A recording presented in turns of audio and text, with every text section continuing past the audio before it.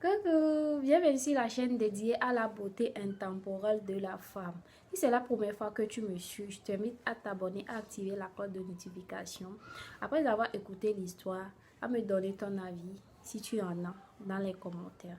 Je suis qu'une Miraz, je vis en Afrique et j'aimerais partager avec vous les réalités de l'Afrique.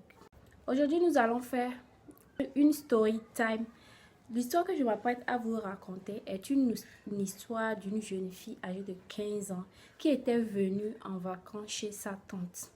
Habituellement, en vacances ici, il y a des enfants qui aident leurs parents à faire des activités génératives de revenus.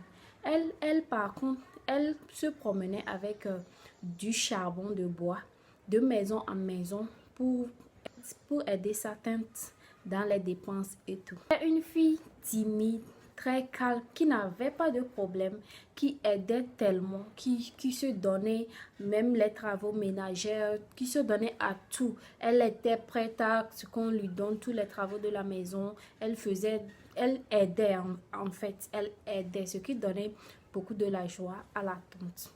Un jour, lors de ces promenades, il y avait un garçon, un homme, voilà.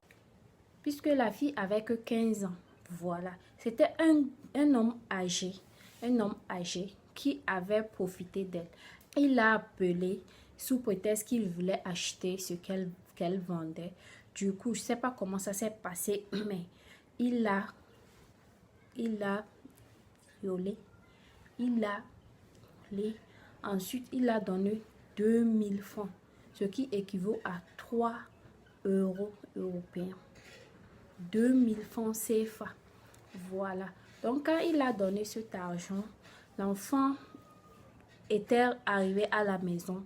Elle n'a rien dit à personne. Elle n'a rien dit à personne. Elle a pris l'argent. Elle l'a caché dans ses affaires. Alors qu'elle n'était pas seule dans la chambre.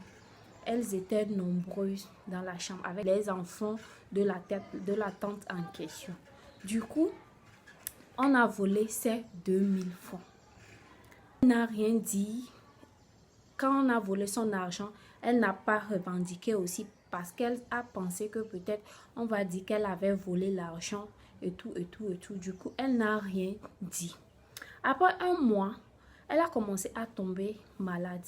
Elle présente des symptômes d'une femme enceinte. Du coup, la tante l'a amenée à l'hôpital. Une fois à l'hôpital, les analyses ont montré qu'elle était enceinte. Et c'était... La tante était choquée comme ça. La tante a dit, mais tu es enceinte comment? Et du coup, c'est là que la fille a commencé à raconter son histoire en disant qu'une fois, quand elle était partie vendre, il y a un gars qui l'a fait ci, qui l'a fait ça. Après, il lui a donné de l'argent et l'argent aussi, on a volé. La tante était tellement perdue. Elle avait mal, elle a eu mal. Moi, j'avais conseillé à l'époque, j'avais conseillé à la tante de lui convoquer le gars et de l'amener à la justice et tout. Mais la tante n'a pas voulu attendre raison. Elle a refusé. Ce que la tante a fait, c'est d'aller avorter la grossesse de l'enfant.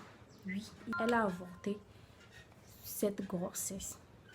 Après, elle a envoyé l'enfant chez ses parents. Je fais cette petite vidéo pour sensibiliser les parents en fait.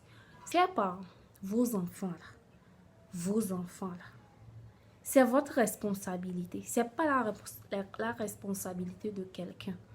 Faut pas avoir l'habitude d'amener vos enfants chez même vos proches. Non. Chez vos proches, quand c'est bon là, ils vont bien prendre ce, mais quand ça se gâte là, c'est vous, ils vont voir. J'espère que vous avez compris l'histoire et voilà, nous sommes arrivés à la fin de cette histoire. Donnez-moi vos avis en commentaire.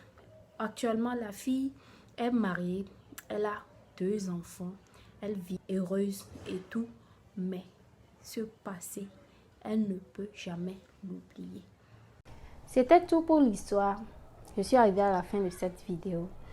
Donnez-moi vos avis en commentaire et on se retrouve dans une nouvelle vidéo. D'ici là, portez-vous bien et soyez heureuse quoi qu'il arrive. Bisous, au revoir.